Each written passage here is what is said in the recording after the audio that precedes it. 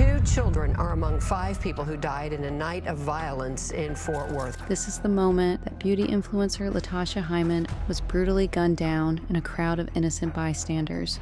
2 dead, many more were injured, hundreds of bullets from multiple rifles, only 1 suspect arrested so far. So what really happened that night in Fort Worth? Why did a 21-year-old open fire on a crowd of families and neighbors? It was supposed to be a night of celebration, music, fireworks, and family, but the joy was drowned in tears as the internet filled with tragic news. This is the story of Tasha Hyman, shot and killed in the middle of a celebration gone wrong. I'm trying to show y'all all these people outside. Just before midnight, the booming sound of fireworks was muted by gunfire. What y'all doing, Facebook? Half an hour before, Tasha Hyman was streaming live on Castleman Street. Within seconds, joy turned to panic. The sound of gunfire broke through the air, sharp, sudden, impossible to mistake. People screamed, some dropped flat to the ground, others ran in every direction. What had been a crowded block party just moments ago became a scene of chaos. Fireworks were still going off, but now they masked something far worse. It was hard to tell which sounds were celebrations and which were deadly. Tasha was still live on Facebook. Her phone captured music, movement, and light. Then came the first loud pop. Her voice faded, the camera shook, the stream cut without warning. Tasha's fiancé, Tommy Howard, later said the shooting started when cars began spinning in the intersection. People outside started ducking and running for cover. That was the last time anyone saw her alive. Calls to 911 came in fast. Dozens. Some said there was a shooting, some couldn't speak clearly. Police arrived quickly. Flashing red and blue lights filled the street. Officers moved through the crowd. Some people were still hiding. Some were helping others. Shell casings littered the pavement. Near the crowd, they found Tasha. She had been shot in the neck and the arm. Paramedics worked to save her. She was loaded into an ambulance and rushed to the hospital. She was later pronounced dead at John Peter Smith Hospital. She was 39 years old. But she wasn't the only victim. 2 more people were injured by gunfire. Their names have not been released. Both were taken to the hospital. Police said they were expected to survive. The party had turned into a crime scene, and the news started circulating all over the media. Well, 1 person died and several others were injured in a shooting at a 4th of July block party in Fort Worth. Fox 4's Paige Ellenberger live with an update on this case. Paige. Good morning, and police say they originally got the call about this shooting at about 11:30 last night for a southeast Fort Worth neighborhood. Now, when officers arrived to Castleman Street, which is near Highway 287, they found multiple victims shot. EMS ended up taking them to the hospital, where at least 1 died. Tasha's phone was collected by the police. Investigators believed the footage might show a clue, a suspect, a direction, something. But the video ended too soon. No arrests were made that night. Police didn't say whether the shooting was targeted, they didn't know who fired or why. 2 people were gone. A woman known for bringing joy, a man far from home. 2 others were recovering in hospital beds. The questions came fast. Who brought a gun to a family event? Why did it happen during a live stream? Was someone aiming for a target or just shooting into the crowd? No one had answers. Just pain, just silence, just memories that played back over and over in the minds of everyone who watched it unfold. To understand how things spiraled so quickly, we have to rewind to earlier that evening, before the gunshots, before the panic, back when it was just another neighborhood party.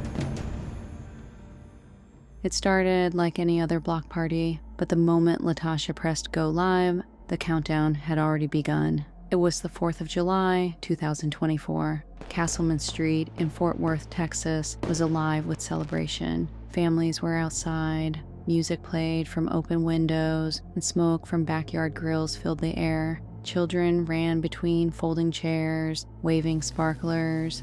The street was full of life, loud, bright, and proud. It was fun. It started off great. What is left of 24 hours ago Everybody was coming out, cooking out in their front yard. is a reminder of what is lost. Everything just went downhill from there. By nightfall, the block party had grown. Some estimates say between 200 and 300 people were out in the area. People lined the sidewalks.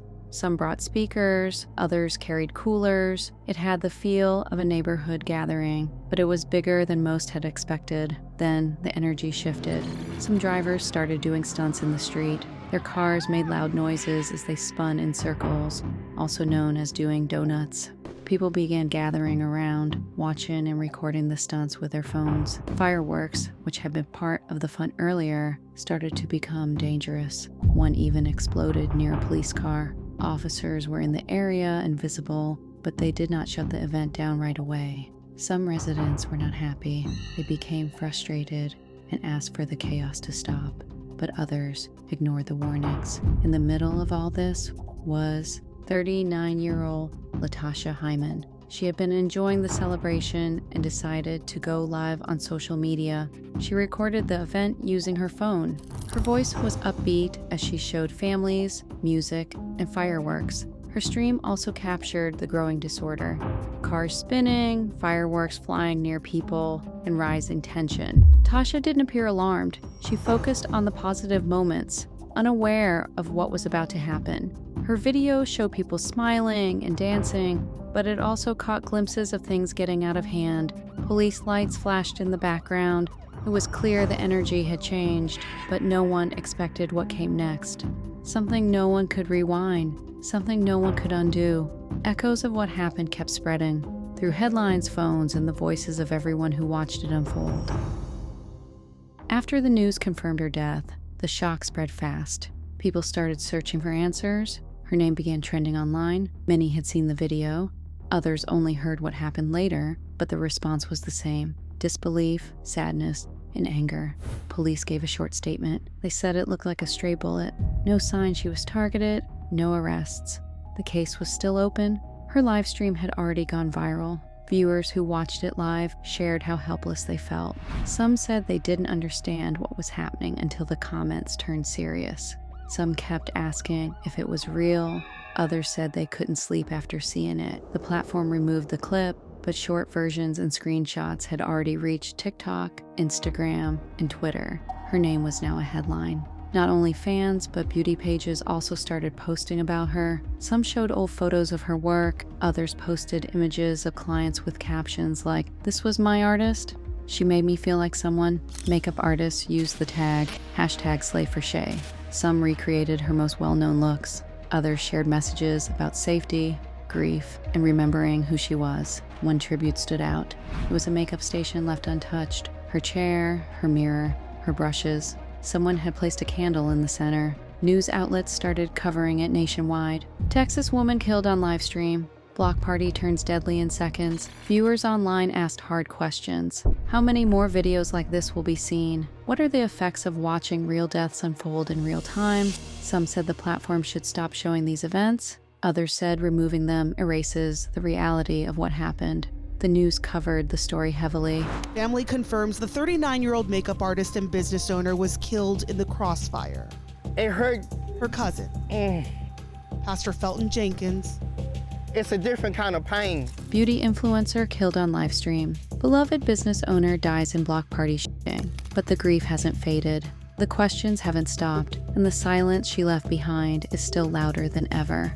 She became more than a headline, more than a video. As tributes came in, questions followed. But it wasn't just grief that grew, pressure on investigators did too.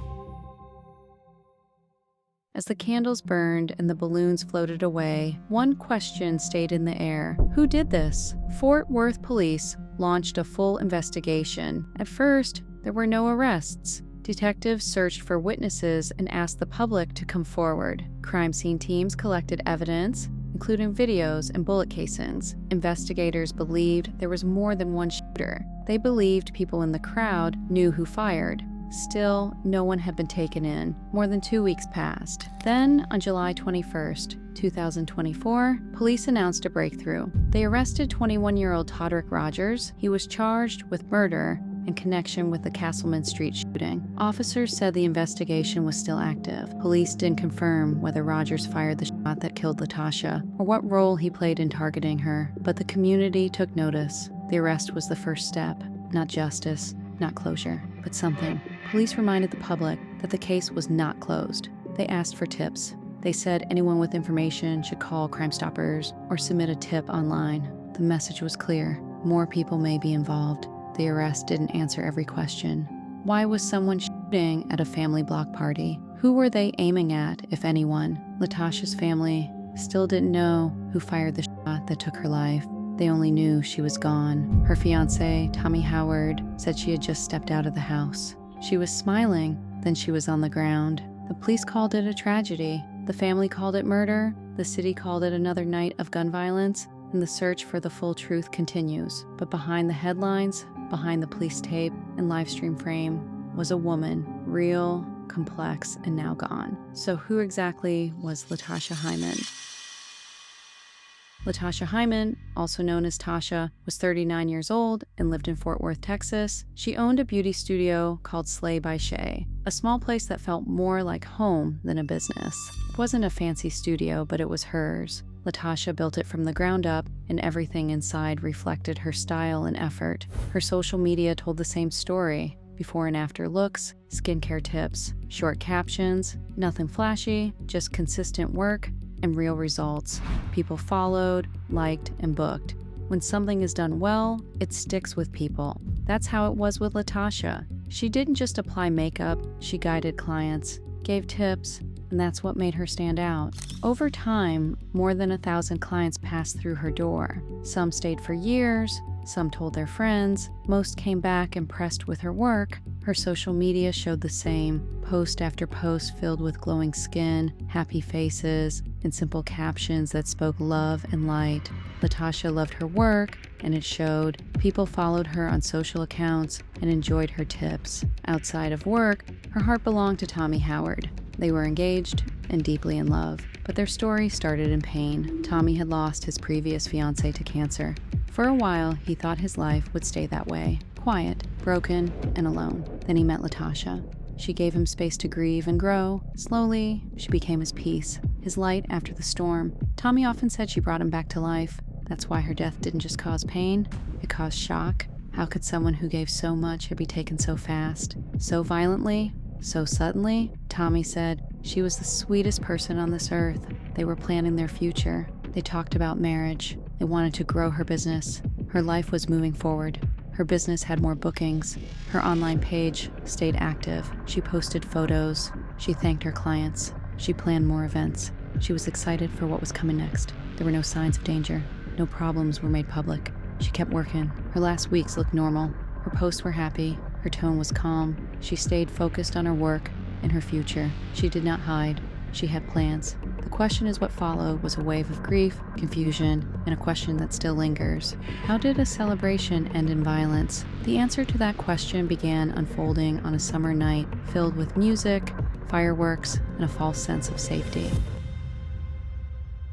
Latasha Hyman's final moments were terrifying, but they don't tell the full story of her life. Her life was beautiful. Her life was a strength. After her death, her family said the business would stay closed for now, but her name would not be forgotten. Her cousin Tanisha Calhoun told reporters, "She made people feel beautiful. Her legacy will always be love, laughter, and joy." When you read about angels in the Bible, they're always spreading love and unity. That was the person she was. Tommy Howard, her fiancé, said Latasha changed his life. "She actually was my savior," he told the Star-Telegram. "She helped me get through a lot. Everybody loved her. She was cheerful. She was just a good spirit." Latasha had stepped outside Tommy's mother's home when the bullets were fired. She had just come back out. Just moments before, she had been streaming the celebration, holding her phone, showing her friends the music. Then she was gone. After the her social media was filled with tributes. Clients posted selfies of their favorite makeup looks. Some left prayers.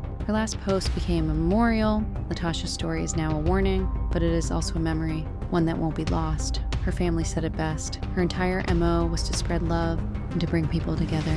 That's how she should be remembered, not for how her life ended, but for everything she gave while she was here. Tasha can't speak for herself, but we can't stay quiet either. Her death wasn't random, it was preventable. If we don't act now, the next Tasha could be someone we love. Now it's your turn to think and speak. Are we becoming numb to violence because we see it so often online? And what does justice even look like when it's already too late? If this story moved you, don't just scroll, like, comment, and subscribe. Your voice matters more than you think.